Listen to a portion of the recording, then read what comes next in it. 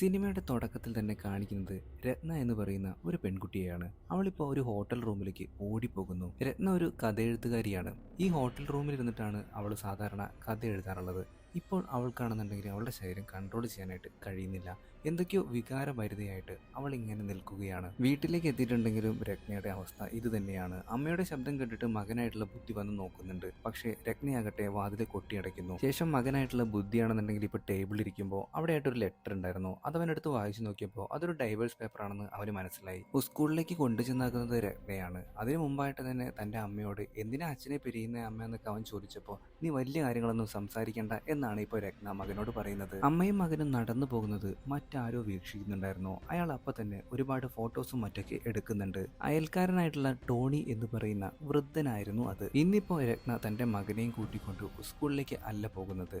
രത്നയുടെയും ഭർത്താവായിട്ടുള്ള Faris നേവിയിലാണ് work ചെയ്യുന്നത്. ഒരുപാട് നേരത്തെ സർവീസിന് ശേഷം അവനിപ്പോൾ നാട്ടിലേക്ക് തിരിച്ചെത്തുകയാണ്. പക്ഷേ രത്നയാകട്ടെ അവനോട് യാതൊരുവിധ താല്പര്യവും കാണിക്കുന്നില്ല. ഫാരിസിന്റെ മേലുദ്യോഗസ്ഥനാണെന്നുണ്ടെങ്കിൽ ഇവർക്ക് രണ്ടുപേർക്കും സിനിമാ ടിക്കറ്റും കാര്യങ്ങളൊക്കെ എടുത്തു കൊടുക്കുന്നുണ്ട്. പക്ഷെ അതിനൊന്നും ഒരു നന്ദി വാക്ക് പോലും രത്ന പറയുന്നില്ല. ഒരുപാട് നാൾ കഴിഞ്ഞ് വന്നതല്ലേ, അതിന്റെ പിണക്കമായിരിക്കും എന്നാണ് ഫാരിസും വിചാരിക്കുന്നത്. അന്ന് രാത്രി തന്നെ രത്നയും മകനെയും കൂട്ടിയിട്ട് ഫാരിസ് സിനിമാ തിയേറ്ററിലേക്ക് പോയി. സിനിമയൊക്കെ ആസ്വദിച്ചുകൊണ്ടിരിക്കുമ്പോൾ നമ്മുടെ ഫാരിസിന്റെ അടുത്ത് രത്ന പറയുകയാണ്, എനിക്ക് ഡൈവേഴ്സ് വേണം, അതും എത്രയും പെട്ടെന്ന്. ഇത് കേട്ട ഫാരിസ് ആകെ ഞെട്ടിത്തരിച്ചു പോയി. കാരണം എന്തുകൊണ്ടാണ് ഇവളിങ്ങനെ പറയുന്ന ഒരു പിടിയും കിട്ടുന്നില്ല. ഒരു തെറ്റും തന്റെ ഭാഗത്തുനിന്ന് ഉണ്ടായിട്ടില്ല, പിന്നെ എന്തുകൊണ്ടായിരിക്കും? അവനാകെ സംശയമായി. എരുതിയിൽ എണ്ണൊഴിക്കാനായിട്ട് അയൽക്കാരനായിട്ടുള്ള വൃദ്ധൻ ടോണി അങ്ങോട്ടേക്ക് വന്നു. എന്നിട്ട് തന്റെ ഭാര്യ ഇടയ്ക്കിടയ്ക്ക് പുറത്തേക്ക് പോകാറുണ്ട്, ഞാൻ ശ്രദ്ധിക്കാറുണ്ട്. ഇതും കൂടി കേട്ടതും ഫാരിസിന് ഇപ്പൊ ഏകദേശം കാര്യം വ്യക്തമായി. ഈ കാര്യം പറഞ്ഞിട്ട് രണ്ടുപേരും തമ്മിൽ മുട്ടനടി ഇപ്പൊ വീട്ടില് നടന്നുകൊണ്ടിരിക്കുകയാണ്. ആ കിളവന്റെ വാക്കും കേട്ട് എന്റെ മെക്കിട്ട് കയറാൻ നിങ്ങൾ വരണ്ട, എനിക്ക് നിങ്ങളോട് യാതൊരുവിധ താല്പര്യമില്ല, എനിക്ക് പെട്ടെന്ന് തന്നെ ഡൈവേഴ്സ് വേണം എന്നാണ് രത്ന ഇപ്പോഴും പറഞ്ഞുകൊണ്ടിരിക്കുന്നത്. പല വിധേനയും ഫാരിസ് തന്റെ ഭാര്യയെ അനുനയിപ്പിക്കാനായിട്ട് നോക്കി. ഇന്ന് രാത്രി നീ എങ്ങോട്ടും പോവല്ലേ, അതായത് രത്ന വീട്ടിൽ നിന്നൊക്കെ ഇറങ്ങി പോകാനായിട്ട് നിൽക്കുമ്പോഴാണ് നമ്മുടെ മകനെ ഓർത്തെങ്കിലും നീ പുറത്തേക്ക് ഇറങ്ങി പോവല്ലേ, ഇന്ന് രാത്രി നീ ഇവിടെ നിൽക്ക്. ഒരുപാട് നേരത്തെ പരിശ്രമത്തിനൊടുവിൽ ഫാരിസ് അത് നമ്മുടെ രത്നയെ കൊണ്ട് സമ്മതിപ്പിച്ചെടുത്തു. രാത്രി കിടന്നുറങ്ങുമ്പോൾ പോലും ഫാരിസിന്റെ അടുത്ത് കിടക്കാനായിട്ട് രത്ന തയ്യാറാവുന്നില്ല. പക്ഷേ അതൊന്നും വകവയ്ക്കാതെ ഫാരിസ് ആകട്ടെ അവളുമായിട്ട് ശാരീരിക ബന്ധത്തിൽ ഏർപ്പെടാനായിട്ട് ശ്രമിക്കുന്നു. അപ്പൊ തന്നെ രത്ന പറഞ്ഞു, ഞാൻ പീരീഡാണ്, എനിക്കിപ്പോൾ ഇതിന് പറ്റില്ല എന്ന്. അങ്ങനെ ഒരു വഴിയുമില്ലാതെ ഫാരിസ് ബാത്റൂമിലേക്ക് പോയി സ്വയം മാസ്റ്റുർബേഷൻ ചെയ്യുന്നു. ഇതൊക്കെ കണ്ടിട്ടും രത്നയുടെ മനസ്സലിഞ്ഞില്ല. അവളാകട്ടെ ഇപ്പോൾ കഥയൊക്കെ എഴുതിക്കൊണ്ടിരിക്കുകയാണ്. വീണ്ടും ഫാരിസ് വന്നിട്ട് എന്തുകൊണ്ടാണ് നീ എന്നെ അവോയ്ഡ് ചെയ്യുന്നതെന്നൊക്കെ ചോദിക്കുന്നുണ്ട്. ഞാനൊന്നും നിന്നോട് ആവശ്യപ്പെടുന്നില്ല. ബുദ്ധിക്ക് നല്ലൊരു അമ്മയാകണം, എനിക്ക് നല്ലൊരു ഭാര്യയാകണം, അത് മാത്രമല്ലേ ഞാൻ നിന്നോട് പറയുന്നുള്ളൂ. അപ്പൊ രത്ന പറയുന്നുണ്ട്, ഞാൻ നിങ്ങളുടെ ഒരു സർവന്റ് അല്ല, ആ രീതിയിൽ എന്നോട് പെരുമാറരുത്. ഇത് കേട്ടതും നമ്മുടെ ഫാരിസ് ആണെന്നുണ്ടെങ്കിൽ അവിടെ നിന്ന് പോകുന്നു. മകനായിട്ടുള്ള ബുദ്ധിയാകട്ടെ അമ്മ ഇപ്പോൾ ടേബിളിൽ തല വെച്ച് അടിച്ചുകൊണ്ടിരിക്കുമ്പോൾ അവന്റെ കൈ അവിടെ വെച്ചു കൊടുക്കുകയാണ്. എന്നിട്ട് അവനാകട്ടെ അമ്മയെ കെട്ടിപ്പിടിക്കുന്നു. അടുത്ത ദിവസം രാവിലെ തന്നെ ഫാരിസ് ഒരു ദുസ്വപ്നം കണ്ടിട്ടാണ് ഞെട്ടി എഴുന്നേൽക്കുന്നത്. നോക്കുമ്പോൾ ഭാര്യയായിട്ടുള്ള രത്നയെ കാണാനില്ല. ഇവൻ നേരെ കിച്ചണിലേക്ക് പോയി നോക്കുമ്പോൾ മകനായിട്ടുള്ള ബുദ്ധി അവിടെ വീണ് കിടക്കുന്നുണ്ടായിരുന്നു. അവനോട് കാര്യങ്ങളൊക്കെ ചോദിച്ചു. രത്ന അവിടെ ഇല്ലെന്ന് അവൻ ഉറപ്പായി. എവിടെ പോയിരിക്കും, ഒരു പിടിയുമില്ല. അപ്പോഴാണ് അങ്ങോട്ടേക്ക് മിത വരുന്നത്. മിതയാണ് രത്നയുടെ അസിസ്റ്റന്റ്. മിതയ്ക്കാകട്ടെ ഫാരിസിന്റെ മേലിൽ ഒരു കണ്ണുണ്ടായിരുന്നു. എങ്ങനെയെങ്കിലും ഫാരിസിനെ കീഴ്പ്പെടുത്തണമെന്നാണ് അവളുടെ ചിന്ത. അപ്പോഴേക്കും ബുദ്ധി വന്നു. അതുകൊണ്ട് തന്നെ രണ്ടുപേരും തമ്മിലുള്ള ആ ഒരു ഡിങ്കോൾഫിക്കേഷനുള്ള അവസരം നഷ്ടമായി. മിത വന്നത് മറ്റൊന്നിനുമല്ല, ബുദ്ധിയെ സ്കൂളിലേക്ക് കൊണ്ടു ചെന്നാക്കാനാണ്. അവളെ ഈ കാര്യം ഏൽപ്പിച്ചതാണ് രത്ന. മിതയും ബുദ്ധിയും പോയപ്പോൾ തന്നെ അയൽക്കാരനായിട്ടുള്ള ടോണി നമ്മുടെ ഫാരിസിന്റെ അടുത്തേക്ക് വരികയും, നിങ്ങളുടെ ഭാര്യ മറ്റാരുമായിട്ട് ബന്ധമുണ്ടല്ലേ, നിങ്ങളെന്ത് അസംബന്ധമാണ് പറയുന്നതെന്ന് ഫാരിസ് ഈ ഒരു ടോണിയോട് ചോദിക്കുമ്പോൾ, എന്നാ പിന്നെ നിങ്ങളുടെ ഭാര്യ എവിടെ? മകനെ കൊണ്ടു ചെന്നാക്കുന്നത് വേറൊരു പെൺകുട്ടിയാണല്ലോ. നിങ്ങളുടെ ഭാര്യയെ ഒരു കറുത്ത നിഴല് പിന്തുടരുന്നത് ഞാൻ കാണാറുണ്ട്. ഈ ഭൂതപ്രേത പിശാചുക്കളിൽ നിങ്ങൾക്ക് വല്ല വിശ്വാസമുണ്ടോ മിസ്റ്റർ ഫാരിസ് എന്ന് പറഞ്ഞിട്ട് ഒരു ബുക്ക് നമ്മുടെ ഫാരിസിന് ഇയാൾ കൊടുക്കുകയാണ്. ആദ്യം ഒന്ന് വിസമ്മതിച്ചെങ്കിലും അയാൾ നിർബന്ധപൂർവ്വം ആ ഒരു ബുക്ക് കൊടുത്തിട്ട് അവിടെ നിന്നും പോയി. പിന്നീട് കാണിക്കുന്നത് രത്ന താമസിക്കുന്ന ആ ഒരു ഹോട്ടൽ റൂമാണ്. അവിടുത്തെ പണിക്കാരൻ ലഞ്ചുമായിട്ട് അങ്ങോട്ടേക്ക് ചെല്ലുമ്പോൾ പുള്ളിക്കാരിയാണെന്നുണ്ടെങ്കിൽ വേറെ ഏതോ ഒരു മൂഡിലായിരുന്നു. ഭയങ്കരമായിട്ടുള്ള ശീൽക്കാര ശബ്ദങ്ങളൊക്കെ കേട്ടിട്ട് പണിക്കാരൻ കുറച്ചു നേരം അവിടെ തന്നെ നിൽക്കുന്നുണ്ട്. ഇതേ സമയം നമ്മുടെ ഭർത്താവായിട്ടുള്ള പാവം ഫാരിസ് ആകട്ടെ ടെലിഫോൺ ഡയറക്ടറിയിലുള്ള മിക്ക നമ്പറുകളിലും വിളിച്ചിട്ട് അവന്റെ ഭാര്യയെ അന്വേഷിക്കുന്നു. രത്ന ഒരു ഡയറക്ടറെ പറ്റി പറയുമായിരുന്നു. വഹായു എന്നാണ് അയാളുടെ പേര്. ഫാരിസ് വഹായുവിനെ വിളിച്ചപ്പോൾ തന്നെ അയാൾ ഒരുമാതിരി വർത്താനം പറയാണ്. നിങ്ങളുടെ ഭാര്യ സൂപ്പറാണ്, അടിപൊളിയാണ് എന്നൊക്കെ പറയുമ്പോൾ തന്നെ ഇവന് കാര്യം വ്യക്തമായി. എന്നാലും ഈ കാര്യങ്ങളൊക്കെ ഉറപ്പിക്കാനായിട്ട് രത്നയുടെ ബാഗൊക്കെ തുറന്നു നോക്കുമ്പോൾ അതിൽ മൊത്തം ഈ ഒരു വഹായുവിന്റെ ഫോട്ടോയും സ്റ്റേജ് ആക്ട് നടക്കുന്ന ഒരു വലിയ ഓഡിറ്റോറിയത്തിന്റെ പോസ്റ്ററും ഉണ്ടായിരുന്നു. അങ്ങനെ അന്ന് വൈകിട്ടായപ്പോൾ ഒരു ബാറിലേക്ക് നമ്മുടെ വഹായുവിനെ അന്വേഷിച്ചിട്ട് ഫാരിസ് പോവുകയാണ്. എന്തായാലും ഭാര്യയെ കണ്ടുപിടിക്കണമല്ലോ. വഹായു അറിയാതെ അവനെ പിന്തുടർന്നുകൊണ്ട് ഫാരിസ് ഇപ്പോൾ ഒരു ബാറിലേക്ക് എത്തി. എന്റെ ഭാര്യ എവിടാ എന്നൊക്കെ പറഞ്ഞിട്ട് വഹായുവിന്റെ കൊങ്ങയ്ക്ക് കയറി നമ്മുടെ ഫാരിസ് പിടിച്ചു. പക്ഷേ എന്റെ കയ്യിലൊന്നും ഇല്ല എന്നൊക്കെയാണ് അവൻ പറയുന്നത്. മര്യാദയ്ക്ക് ചോദിച്ചിട്ടുണ്ടെങ്കിൽ ആരും സത്യം പറയില്ല എന്ന് മനസ്സിലാക്കിയിട്ടുള്ള നമ്മുടെ ഫാരിസ് ആകട്ടെ ഒരു ഡിറ്റക്റ്റീവിനെ ഈ കാര്യങ്ങളൊക്കെ ഏൽപ്പിക്കുകയാണ്. വഹായുവിനെ എന്നും വാച്ച് ചെയ്യണം, എന്റെ ഭാര്യയുടെ കാമുകനെ കണ്ടുപിടിക്കണം. അന്ന് വൈകിട്ടായപ്പോഴത്തേക്കും മിതയാകട്ടെ ഇപ്പൊ ബുദ്ധിയുമായിട്ട് വീട്ടിലേക്ക് എത്തി. വീണ്ടും മിത നമ്മുടെ ഫാരിസുമായിട്ട് ശാരീരിക ബന്ധത്തിലേക്ക് ഏർപ്പെടാനായിട്ട് ഒരുങ്ങുമ്പോഴാണ് ബുദ്ധി അങ്ങോട്ടേക്ക് കടന്നു വന്നിട്ട് അച്ഛ എന്നെ കുളിപ്പിക്കുന്നില്ലേ എന്ന് ചോദിക്കുന്നത്. ഫാരിസ് അങ്ങനെ ബുദ്ധിയെ കുളിപ്പിച്ചുകൊണ്ടിരിക്കുമ്പോഴാണ് അങ്ങോട്ടേക്ക് രത്ന കടന്നു വരുന്നത്. രത്നയെ കണ്ടതും മിത വീട്ടിൽ നിന്നും പോയി. പിന്നീട് കാണിക്കുന്നത് നമ്മുടെ പാവം ബുദ്ധി ഇങ്ങനെ ബാത്റൂമിൽ പേടിച്ചിരിക്കുന്നതാണ്. ബാത്റൂമിന്റെ മുകളിലായിട്ട് രക്തം ഇങ്ങനെ കട്ട പിടിച്ച് പ്ലക്ക് പ്ലക്ക് എന്ന് പറഞ്ഞ് പല സ്ഥലങ്ങളിലും ഇങ്ങനെ വ്യാപിച്ച് കിടക്കുന്നത് നമ്മുടെ പാവം ബുദ്ധി കാണുന്നു. ഉടൻ തന്നെ രത്നയുടെ ദേഹത്തേക്കും ഒരു പ്രേതം കയറി പറ്റുന്നുണ്ട്. അതിനെ നിയന്ത്രിക്കാനായിട്ട് നമ്മുടെ ഫാരിസിന് കഴിയുന്നേയില്ല. അത്രയ്ക്ക് പവറുള്ള ഒരു പ്രേതമായിരുന്നു അത്. കുറച്ചു നേരം കഴിഞ്ഞപ്പോൾ ആ ഒരു പ്രേതം രത്നയുടെ ശരീരം വിട്ടുപോയിട്ടുണ്ടായിരുന്നു. ഈ ഒരു തക്കത്തിന് ഫാരിസ് തന്റെ ഭാര്യയും എടുത്ത് ബെഡ്റൂമിലേക്ക് കൊണ്ടുപോകുന്നു. എന്നിട്ട് അവളെ അവിടെ കിടത്തുന്നുണ്ട്. തൊട്ടടുത്തായിട്ട് ഒരു തലയണയുണ്ട്, അത്യാവശ്യം വലിപ്പമുള്ള ഒരു തലയണ. ആകെ ക്ഷീണിതനായിട്ടുള്ള ഫാരിസ് ആണെന്നുണ്ടെങ്കിൽ ഇപ്പൊ അവളുടെ അടുത്തായിട്ട് കിടക്കുന്നുണ്ട്.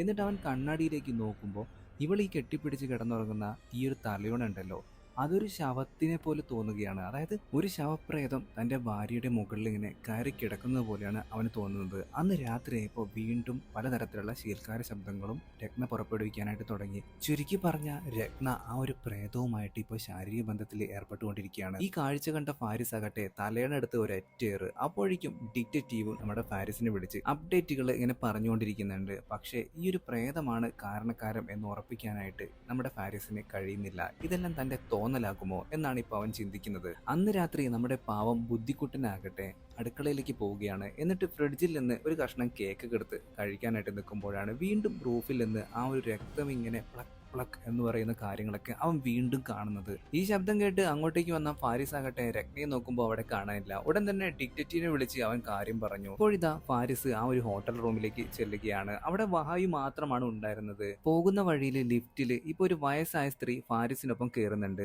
അത് വരുന്നു എന്ന് ആ സ്ത്രീ പറയുന്നുണ്ടായിരുന്നു. പെട്ടെന്ന് തന്നെ കറണ്ട് പോയി. പിന്നീട് നോക്കുമ്പോൾ ആ ഒരു സ്ത്രീയെ കാണാനില്ല. ഫാരിസ് പിന്നൊന്നും നോക്കിയില്ല, നേരെ റൂമിലേക്ക് പോയപ്പോൾ വഹായു മാത്രമാണ് അവിടെ ഉണ്ടായിരുന്നത്. രത്ന എഴുതിയിട്ടുണ്ടായിരുന്ന കഥകളെല്ലാം വായിച്ച് രസിച്ചിരിക്കുകയായിരുന്നു അവൻ. മറുവശത്ത് വീട്ടിലാകട്ടെ ബുദ്ധി ഇപ്പൊ ബാത്റൂമിൽ പേടിച്ചിരിക്കുകയാണ്. രത്നയെ കണ്ടുപിടിക്കാതിനെ തുടർന്ന് നമ്മുടെ ഫാരിസ് വീട്ടിലേക്ക് തിരികെ പോകാനായിട്ട് തയ്യാറാകുന്നു. മകനായിട്ടുള്ള ബുദ്ധിയോട് അമ്മയെക്കുറിച്ചുള്ള കാര്യങ്ങളെല്ലാം ചോദിച്ചറിയാനായിട്ട് ശ്രമിക്കുകയാണ് നമ്മുടെ ഫാരിസ്. പക്ഷേ മകനാണെന്നുണ്ടെങ്കിലും അമ്മയെക്കുറിച്ച് ഒരുപാട് കാര്യങ്ങളൊന്നും അറിയില്ലായിരുന്നു. അമ്മയെ എന്തോ അലട്ടുന്നുണ്ടെന്ന് അച്ഛനോട് അവൻ പറയുന്നു. പെട്ടെന്നാണ് ബാത്റൂമിൽ നിന്നൊരു സൗണ്ട് കേട്ട് രണ്ടുപേരും അങ്ങോട്ടേക്ക് ചെന്ന് നോക്കുമ്പോൾ രത്ന അവിടെ കിടക്കുന്നുണ്ടായിരുന്നു. ഈ ഒരു കാഴ്ച കണ്ടതും കുഞ്ഞുമോനായിട്ടുള്ള ബുദ്ധി പേടിച്ചു പോയി. അവനിപ്പോ പുതപ്പൊക്കെ മൂടി പൊറിച്ച് കിടക്കുകയാണ്. വീടിന്റെ മുകൾ ഭാഗത്തായിട്ട് ഇടയ്ക്കിടയ്ക്ക് കാണുന്ന ആ ഒരു ചോരപ്പാടുകളെ പറ്റിയിട്ടൊക്കെ ഇപ്പൊ ഫാരിസിന്റെ അടുത്ത് മകനായിട്ടുള്ള ബുദ്ധി പറയുന്നുണ്ട്.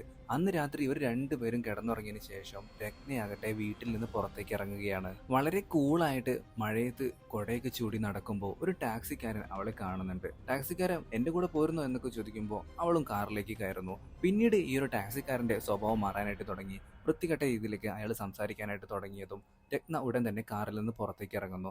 പെട്ടെന്നാണ് ആ ഒരു പ്രേതം വന്നിട്ട് ഈ ഒരു ടാക്സിക്കാരനെ കൊല്ലുന്നത്. ഇത് കണ്ട് രത്നയാകട്ടെ സന്തോഷത്തോട് കൂടിയിട്ട് ഡാൻസും കളിച്ച് അടുത്തുണ്ടായിരുന്ന ആ ഒരു ഹോട്ടലിലേക്ക് തന്നെ നടന്നു പോകുന്നു. ഇതെല്ലാം തന്നെ ഡിറ്റക്റ്റീവ് കാണുന്നുണ്ടായിരുന്നു. ഡാൻസ് ഒക്കെ കളിച്ചാണ് രത്ന നടന്നു പോകുന്നത്. ഇത് കണ്ട ഡിറ്റക്റ്റീവ് അവളെ പിന്തുടരുന്നു. ഈ കാര്യമൊന്നും നമ്മുടെ ഫാരിസിനെ വിളിച്ച് അയാൾ അറിയിക്കുന്നില്ല. അവിടുത്തെ സ്റ്റെയർ കേസ് ഇങ്ങനെ കയറി പോകുമ്പോൾ നമുക്ക് നടുവിനായിട്ട് ആ ഒരു പ്രേതത്തെ കാണാം.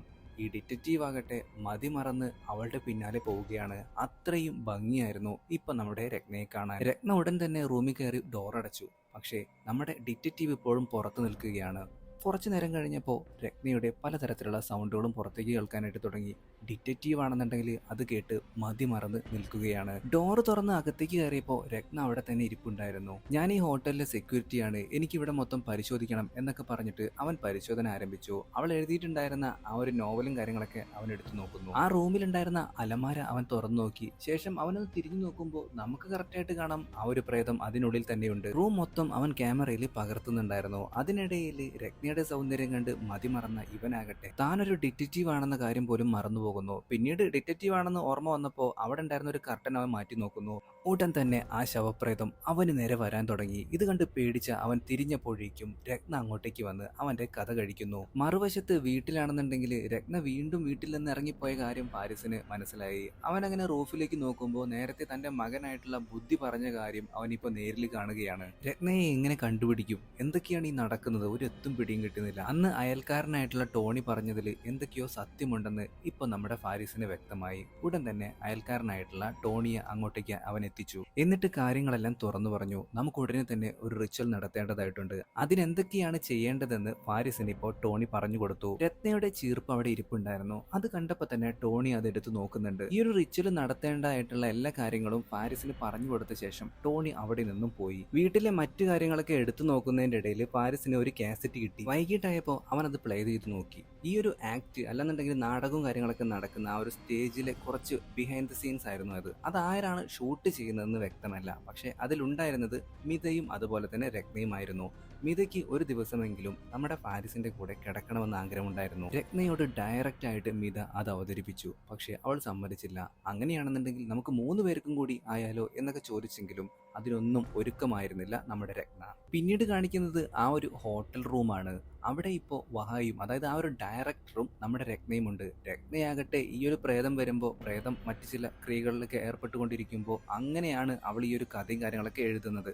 പക്ഷേ ഇപ്പോൾ വഹായുവെ ഇങ്ങനെ ഇവളെ നിർബന്ധിക്കുമ്പോൾ ആ ഒരു പ്രേതവും നമ്മുടെ രത്നയും കൂടി ചേർന്നിട്ട് ഇപ്പോൾ വഹായുവിനെ ആ ഒരു ബിൽഡിങ്ങിൽ നിന്ന് താഴേക്കിട്ട് കൊന്നുകളയുന്നു. അപ്പോഴേക്കും സംഭവ സ്ഥലത്തേക്ക് നമ്മുടെ ഫാരിസ് എത്തിയിട്ടുണ്ടായിരുന്നു. വീണ്ടും ആ ഒരു ലിഫ്റ്റിൽ കയറിയപ്പോൾ അതേ യുവതിയെ അവൻ കണ്ടുമുട്ടുന്നു. പെട്ടെന്ന് ലിഫ്റ്റ് കേടാവുന്നു, അത് വരുന്നു എന്ന് അവർ പറയുമ്പോഴത്തേക്കുമാണ് ഇതൊക്കെ സംഭവിക്കുന്നത്. പിന്നീട് നോക്കുമ്പോൾ ആ യുവതിയെ ആ ലിഫ്റ്റിൽ കാണാനുമില്ല. ഹോട്ടൽ റൂമിലേക്ക് ചെന്നെത്തിയ നമ്മുടെ ഫാരിസ് കാണുന്നത് ബോധം കെട്ട് കിടക്കുന്ന തൻ്റെ ഭാര്യയായിട്ടുള്ള രത്നയാണ്. അവനങ്ങനെ അവളെയും എടുത്ത് ഇപ്പോൾ കാറിൽ കയറ്റി വീട്ടിലേക്ക് കൊണ്ടുപോകുന്നു. വീട്ടിൽ കൊണ്ടുപോയിട്ട് അവൻ അവിടെ കുളിപ്പിച്ചതിന് ശേഷം നല്ല ഡ്രസ്സൊക്കെ ഇടിപ്പിച്ചു. എന്നിട്ട് മുടിയൊക്കെ ചീകിക്കൊണ്ടിരിക്കുകയാണ്.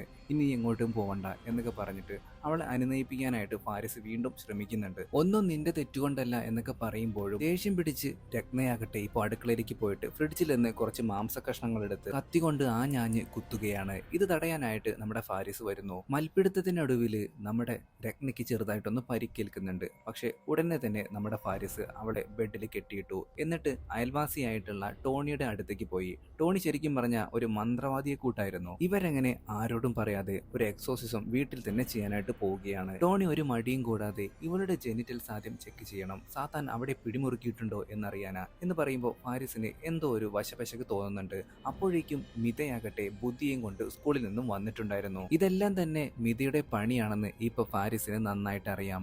അവൻ അവളോട് അത് തുറന്നു പറഞ്ഞു. നിനക്ക് എന്നെയല്ലേ വേണ്ടത്, അവളെ വെറുതെ വിട്ടേക്ക്. ബുദ്ധിയാണെന്നുണ്ടെങ്കിൽ അപ്പോഴേക്കും അകത്തേക്ക് പോയിട്ടുണ്ടായിരുന്നു. ഫാരിസിന്റെ ദേഹത്തേക്ക് എന്തോ ഒന്ന് പാഞ്ഞു കയറുന്നുണ്ട്. ഉടൻ തന്നെ ഫാരിസും മിതയും തമ്മിൽ ശാരീരിക ബന്ധത്തിലേക്ക് ഏർപ്പെടാനായിട്ട് നിൽക്കുകയാണ്. പക്ഷെ പെട്ടെന്ന് തന്നെ ഇപ്പോൾ മിതയുടെ ദേഹത്തേക്ക് ഒരു പ്രേതം കടന്നുകൂടി. അവൾ ആ ഒരു അപ്പാർട്ട്മെന്റിൽ നിന്നും ഇറങ്ങി ഓടുകയാണ്. മറുവശത്ത് അയൽക്കാരനായിട്ടുള്ള ടോണി ആകട്ടെ ഒരു വൃത്തികെട്ടവനായിരുന്നു. ഭർത്താവായിട്ടുള്ള ഫാരിസിനെ മാറ്റി നിർത്തി ഇപ്പോൾ രത്നയെ ശാരീരികമായിട്ട് ഉപദ്രവിക്കാനായിട്ട് നിൽക്കുകയാണ് അയാൾ. ഇതെല്ലാം കേട്ടുകൊണ്ട് ബുദ്ധിഭാവം പേടിച്ചിരിക്കുകയാണ്. ഇവിടെ നിന്നും ഓടിപ്പോയിട്ടുണ്ടായിരുന്ന മിതയാകട്ടെ ഇപ്പൊ മഴയത്ത് സോംബി കണക്കിന് ഡാൻസ് കളിക്കുന്നു. തേടിയെത്തിയ നമ്മുടെ ഫാരിസ് കാണുന്നത് ഈ ഒരു അയൽക്കാരന്റെ തോന്നിവാസമാണ്.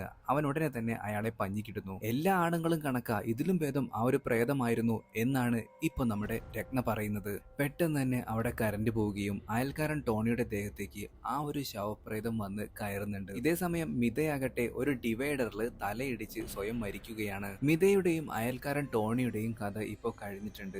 പിന്നീട് രത്നയെ തേടി ബെഡ്റൂമിലെത്തിയിട്ടുള്ള നമ്മുടെ ഫാരിസ് കാണുന്നത് ഞെട്ടിപ്പിക്കുന്ന കാഴ്ചയാണ്. ആ ഒരു ശവപ്രേതമാകട്ടെ അവന്റെ മുൻപിൽ വെച്ച് അവന്റെ ഭാര്യയെ ശാരീരികമായിട്ട് ഉപയോഗിക്കുന്നു. ഇത് കണ്ട് പേടിച്ച് വിറച്ച് അറപ്പ് തോന്നിയ നമ്മുടെ ഫാരിസാകട്ടെ ബോധം കെട്ട് വീഴുന്നു. പിന്നീട് കാണിക്കുന്നത് ഈ ഒരു മിത, അതുപോലെ തന്നെ അയൽക്കാരൻ ടോണി, ആ ഒരു ഡിറ്റക്റ്റീവ്, ഇവരെയെല്ലാം ഒരു കസേരയിൽ നമ്മുടെ രത്ന ഇങ്ങനെ ഇരുത്തിയിരിക്കുകയാണ്. എന്നിട്ട് തന്റെ ഭർത്താവായിട്ടുള്ള ഫാരിസിന് നേരെ അവള് തോക്ക് ചൂണ്ടി വെടിപൊട്ടിക്കുന്നു. എല്ലാ ആണുങ്ങളും കണക്കാണ്, ഒരു സ്ത്രീ ആരുടെയും ജോലിക്കാരിയല്ല എന്നൊക്കെ പറയുന്നു. ഇങ്ങനെയാണ് നമ്മുടെ ഇന്നത്തെ സിനിമ അവസാനിക്കുന്നത്. ചുരുക്കി പറഞ്ഞിട്ടുണ്ടെങ്കിൽ ഇതിൽ കാണിക്കുന്ന എല്ലാ കഥാപാത്രങ്ങളും സ്ത്രീകളെ വെറും ഒരു പാവ, അല്ലെന്നുണ്ടെങ്കിൽ അവർക്ക് വേണ്ട കാര്യങ്ങളെല്ലാം ചെയ്തു കൊടുക്കുന്ന ഒരു സർവന്റ് എന്ന രീതിയിലാണ് കാണുന്നത്. ഒരു നല്ല ഭർത്താവാകാനായിട്ട് നമ്മുടെ ഫാരിസിന് കഴിഞ്ഞിട്ടുണ്ടായിരുന്നില്ല. ഒന്നാമത് അവൻ നേവിക്കാരനായിരുന്നു. ഒരുപാട് നാളുകൾക്ക് ശേഷമാണ് പിന്നീട് അവന്റെ ഭാര്യയെ കാണാനായിട്ട് വരുന്നത്. പക്ഷേ ഈ ഒരു പ്രേതമാകട്ടെ അവൾക്ക് വേണ്ട എല്ലാ കാര്യങ്ങളും, അവളുടെ ആഗ്രഹങ്ങളും കാര്യങ്ങളൊക്കെ സാധിച്ചു കൊടുക്കുന്നു. അതുപോലെ തന്നെ ഈ ഒരു ശാരീരിക സുഖവും കാര്യങ്ങളൊക്കെ നൽകുന്നു. പിന്നെ ഇവളെ ആരെങ്കിലും ഉപദ്രവിക്കാനായിട്ട് വരുമ്പോൾ അവരെല്ലാം തന്നെ ഈ ഒരു പ്രേതം ഇല്ലാതാക്കുന്നു. അങ്ങനെ വളരെ ഒരു കംഫർട്ട് സോണിലാണ് ഈ ഒരു പ്രേതം അവളെ കൊണ്ട് നടന്നിരുന്നത്. അപ്പോൾ ഇന്നത്തെ സിനിമ എന്ന് പറയുന്നത് ഇത്രയൊക്കെ ഉള്ളൂ. ഇതൊരു ഫാമിലി മൂവി അല്ല, അത് ആദ്യം തന്നെ പറഞ്ഞേക്കാം. ഇന്തോനേഷ്യൻ ഹൊറർ മൂവിയാണ്. സിനിമയുടെ പേരെന്ന് പറയുന്നത് പൊസഷൻ കെര സുഗൻ. അപ്പോൾ ഇന്നത്തെ വീഡിയോ ഇത്രയൊക്കെ ഉള്ളൂ. വീഡിയോ ഇഷ്ടപ്പെടുന്നെങ്കിൽ ലൈക്ക് ചെയ്യാനും ഷെയർ ചെയ്യാനും മറക്കരുത്. പുതിയൊരു വീഡിയോ ആയിട്ട് നമുക്ക് വീണ്ടും കാണാം. അതുവരെ എല്ലാവരും നല്ല ഹാപ്പി ആയിട്ടിരിക്കുക. Tata, bye bye.